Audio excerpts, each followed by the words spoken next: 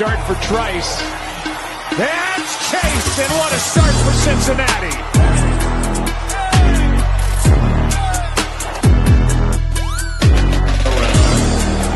And he has the football. Puts a move on.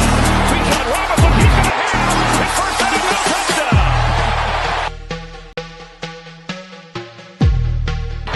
Gibbs out of the backfield right away. Oh, yeah, there's no question that he was grabbed. They got ridiculous. They got Gibbs one-on-one with Andrew Van Ginkel in space, and that was it. And this is, again, it's man-to-man. It's one-on-one, and he's underneath. He loses his balance. Block Bowers is one of those guys that has a huge, and this is...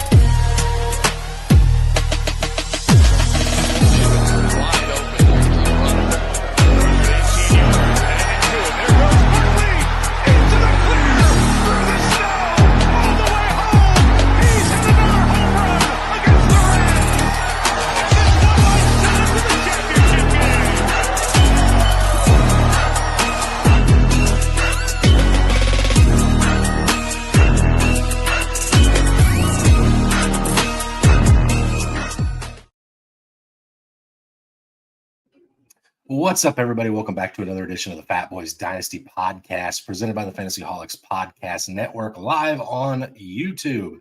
As you can see, a little thinner this week. No Fatboy Brant. He did his solo sleeper episode last week.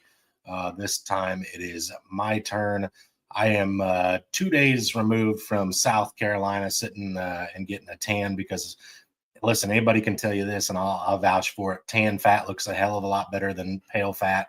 But that is why we had to do a solo episode last week. Brant's got some commitments this week. It just worked out well for him to come on and put some of his sleepers out so I could come on today and put some of my sleepers this week to watch. And I'm going to be completely honest with you guys. I haven't even listened to Brant's episode yet this week. Just been so busy with vacation, nonstop doing stuff with the kids during that, and then getting home, going straight into getting our pool liner replaced and work done on the pool. And it's just been chaotic and hectic. So there's a small outside chance Brant and I will come up with some of the same sleepers. Granted, there's only 3 of them for him and 3 of them for me. I know I like a lot more players than just that. So we'll see how this goes this week. But it should be a short, sweet episode. I'm going to get to the point here, get right to it. That way I can get you guys out of here this week. Hopefully the Fat Boys are back together next week, getting you ready for, catching up on OTA hype and things of that nature. So first and foremost, I'm going to start out with a player at the running back position. And I want to reiterate, these guys are sleepers. These guys are guys that have to have things go right the rest of the off season and early into the season to really make a ton of fantasy noise. I think all 3 of them are 24 years of age or younger. So there's still some shelf life for these guys. And I do expect these guys to all 3 be fantasy relevant at some point. For a couple of them, that may be later rather than sooner. But anyway, I'm going to start off with the running back position. And my sleeper at the running back position is simple. It's Roschon Johnson of the Chicago Bears. This is a guy that honestly I liked a lot coming out of college. I think had he have come from any college outside of Texas, sitting behind Bijan Robinson, there's a chance he would have been drafted higher, had a little bit more draft equity, and already be more fantasy relevant because he was explosive at the University of Texas when he got his time and got his touches to spell Bijan. But again, there's a lot of things that have lined up to make me more excited about Roschon Johnson than I already was this year. Obviously, the addition of Ben Johnson as the head coach, who, listen, we've talked about it until everybody's been blue in the face. He ran DeAndre Swift out of Detroit when he first got there and wanted to, get Jahmyr Gibbs, David Montgomery. A lot of people expected that to happen through the draft. It did not. So he's going into the season with, Swift as the 1 and Johnson as the 2. So I do think there's a chance you see Chicago try to establish a 1-2 punch with Swift and Johnson this year, much in the way that Detroit did with Gibbs and Montgomery. Obviously, different levels of expectations there. One of those is an elite pairing. Gibbs is arguably top 3 running back in fantasy. Montgomery's probably top 20 in his own right. So, definitely different expectations. But if there's even close to a 50-50 split or a 60-40 split in Chicago, there's going to be some value for Roschon Johnson. And this is a guy that's going, almost undrafted in startups. You can get for pennies on the dollar in leagues if he's rostered. Last year, he did finish as the RB54, largely in part due to having 6 rushing touchdowns. He got some goal line work last year. But the other selling point for me on this, and it's very simple, is the Bears' offensive line last year was atrocious. They made that priority number 1 this offseason to go out and get some protection for Caleb Williams, which in hindsight is going to have a trickle down effect for the run game. Obviously, if the passing game is more respected, then that opens some natural running lanes and things of that nature. So again, I think Roschon Johnson is probably a flex play if it ends up going the way I think it does. If DeAndre Swift happens to get hurt, or it ends up being a heavier workload for Roschon Johnson, I think this could be a guy that you talk about being a league winner at the end of the season, who you can get right now for free. I think he's one of the best cheap low-end running backs to buy at this point. All right, moving on to my wide receiver position. This one is a guy that I was extremely excited about last year. Did not necessarily hit the ground running in Indianapolis, but this is Adonai Mitchell, 22-year-old wide receiver, another player that did hail from the University of Texas. Mitchell is a guy that I think in a lot of ways suffered due to quarterback play in Indy last year, like a lot of the other skill position players did. If you weren't Alec Pierce in week 1 or Jonathan Taylor down the stretch, it was kind of a wish-washy season for all those pass catchers. The thing that I think the skill position players in Indy have going for them is eventually that quarterback position has to get better. And at 22 years of age, I still like Adonai Mitchell to end up potentially being the one. I know a lot of people are going to scream Michael Pittman. That's fine. Michael Pittman's probably the one, but I don't think he's a true one. I think this team is a very much run first team. Even with Anthony Richardson under center, it's still that way because he's more likely to be effective running the ball than he is passing. But Daniel Jones is there, which again doesn't elicit a lot of confidence in the skill position players because he wasn't good in New York. But again, I think there's some room for improvement for these guys. Again, the price tag is very appealing. These guys, you're getting them for, as throw-ins on bigger deals for 3rd and 4th round rookie picks. You can take a stab at a guy like Adonai Mitchell, who again in 2 years or the year after this year, even this year, if something happens and Riley Leonard ends up being a quarterback, or maybe Daniel Jones figures it out, or hey, Anthony Richardson figures it out, one of those 3 things, all of a sudden you're looking at a guy who, outside of Tyler Warren, in my personal opinion, has the chance to be the number 1 pass catcher in the wide receiver room, because I think it's just that wide open. I think Alec Pierce has shown, flashes. I think Michael Pittman obviously has shown the most over the time at this point. But there's still a lot of meat left on the bone in Indy. I think this wide receiver room could be a lot like the Green Bay Packers wide receiver room, where each and every week you don't necessarily know who the guy's going to be. But I think Adonai Mitchell eventually inserts himself fully as the number 1. And again, this is a player that I've rostered in a few leagues last year in rookie drafts. So obviously there's a little bit of expectations or wants to be expectations for me. But what I'm reading from OTAs in Indy is very exciting about Adonai Mitchell. Definitely explosive, quick cuts. Definitely looks very much the part of a wide receiver who's coming into his 2nd year with a little bit more confidence, a little bit more muscle, a little bit bigger frame. And I think, again, for the price tag you're paying on Adonai Mitchell, he's a safer dart throw than a lot of the other players that would be in that same category, that same tier, if you will. Okay. All right, here it is. My favorite one. I saved the best for last. This is one who, if you've spent any time listening to the Fat Boys Dynasty podcast, My last solo episode I did prior to the NFL draft, I talked about some guys out of the tight end position that I liked a lot, that I thought could really do some stuff in the combine and help themselves out. And the name that I kept referring to was Terrence Ferguson. Probably outside of obviously the two obvious one in Loveland and Warren, the best draft capital in the draft. Arguably, you could even say his draft capital is more important because my Atlanta Falcons traded with the Rams for their first round pick.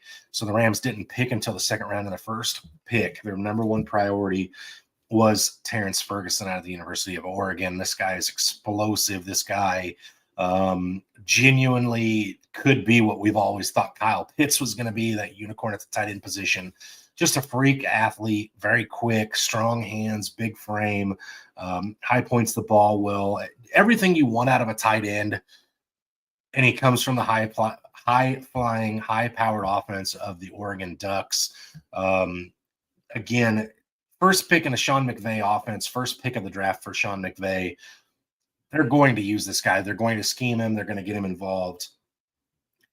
Here's some positives that I have going for him that are also slightly negatives. The team's older, right? You got 37-year-old, I believe, 36, 37-year-old Matthew Stafford under center. Devontae Adams, Puka Nacua, obviously younger. But then Tyler Higbee, the tight end one on that roster at this point, is also 32 years of age. I think there is a clear path for Terrence Ferguson to have some good value this year. Goes into the conversation next year, where if Higbee's gone out the door and maybe you get one more year of Matthew Stafford, I think you're talking Terrence Ferguson as a top 10 tight end in year 2. I think he's going to have some top 10 weeks this year because I just think he's that darn explosive. Again, I'm thinking there's a serious chance that Terrence Ferguson goes nuclear a couple times this year, just because of everything else that factors out around him. You know, if Higbee's out, if Devontae Adams is missing time, you know, even if those guys are on the field, I think he's talented enough that he could get 3-4 catches and take those for, 60 yards and a touchdown. And everybody's going, hey, that's a tight end 5 this week. And again, this is a guy who's 22 years of age, going into an offense with one of the most brilliant offensive minds in football in Sean McVay, a very, very savvy veteran quarterback in Stafford, and then again gets to, if what they're saying about Terrence Ferguson and what the tape shows and everything that stands out is true, that he is as freakishly talented as he is, he's going to be learning from Devontae Adams, Puka Nacua, definitely picking up some skills and some traits from those guys. All Terrence Ferguson's going to have to be able to do is be able to block in 12-man personnel. And I think you're going to see him just skyrocket, be on the field a lot this year, and really, really make a massive difference for the Los Angeles Rams. I think the Rams are going to be very fun to watch this year. I think that offense is going to be very exciting. And again, I kind of feel like I'm having diarrhea of the mouth here with Terrence Ferguson, but this is a guy that I really, really planted my flag on this year, and I'm trying to stick to it. Last year, I planted my flag on Bucky Irving out of the University of Oregon early in the offseason. Then I kind of let myself get faded by the landing spot with Rashad White. I'm not letting that happen this year. I've got that flag planted very, very deep in the Terrence Ferguson world. And I just genuinely think this is a guy that 2 to 3 years from now is a top 10 tight end that we're talking about every single year, that is going to be very, very sought after. Again, if you look at the tight end world and where it's at nowadays, we get tight end production year 1 now where we didn't used to. Sam Laporta's, Dalton Kincaid's, Brock Bowers last year. Obviously, Brock Bowers is on a different planet, but we get these early tight end productions from these guys in a position that 5 to 6 years ago, it took these guys 2 to 3 years to catch on, to get to the NFL speed, to get everything figured out that it needed for them to have playing time. This is a different NFL. These guys are different breeds of athletes. These guys are coming. They're going to make an impact immediately. I like Terrence Ferguson. If you walk away from a rookie draft with him, or he goes undrafted and you're able to pick him up afterwards, I think this guy could end up being the steal of the draft late. I think he's going to be a stud in several different weeks, and next year you'll really see the reward from that position. So again, not to try to have diarrhea at the mouth, but it's running back Roschon Johnson, wide receiver Adonai Mitchell, tight end Terrence Ferguson for my 3 sleepers. I would love to revisit this list with Brant next week when we get together again and kind of see where we're at, and maybe potentially revisit these in a couple of years or a couple of weeks and see how we do. Got a quick question from Paul I'm going to answer here. Who are your 3 rookies you would say are deep sleepers, possible dart throw and rookie drafts? So that's tough, Paul, because I think every league's a little bit different. Not so much as a super deep rookie sleeper. I do think Jaden Higgins has a chance to be the wide receiver 1 in this class. He's obviously going in the mid to late second round. Terrence Ferguson obviously is one of my guys. Devin Neal out of the University of Kansas got drafted by the New Orleans Saints. I think he might be a year away after Alvin Kamara skates out the door. But I do like Devin Neal there for the running back position, Jaden Higgins for the wide receiver. If I had to go deeper than Jaden Higgins, I'd probably lean Pat Bryant. Is a guy I like an awful lot. Jaden Royals is a guy I like an awful lot for the Kansas City Chiefs. That scouting department's done a really good job in the last couple of years picking out super talented wide receivers. And if I had to pick a tight end other than Terrence Ferguson, I'd go with Arroyo there for Seattle. The really only competition he's got is Noah Fant, who's been lackluster at this point. Arroyo was a stud in Miami. I think he could end up being something in the NFL that he may take a little longer, I think, than Terrence Ferguson, but definitely some value there. I just think if you're talking sleepers, because this is such a deep running back class and everybody's draft is different. In some drafts after J.K. Dobbins gets signed in Denver, maybe R.J. Harvey slides. I don't know, and then he becomes a sleeper. He shouldn't. But that's a possibility. But if you're talking genuinely guys that aren't going to be top 2 draft picks or top 2 rounds, Devin Neal's 1, probably Royals or Pat Bryant there at the wide receiver position, and then Arroyo at tight end if I had to go deep sleepers in a rookie draft, Paul. Okay. All right, guys, that kind of does it for me this week. Again, a little harder to just come sit on here and ramble without Brant. To toss this back and forth to. Hopefully the 2 of us are back together in action next week, get the full Fat Boys team together, and come at you guys with some content to get you ready for the season. But that does do it for me today. So as always, stay hungry and stay fat, my friends.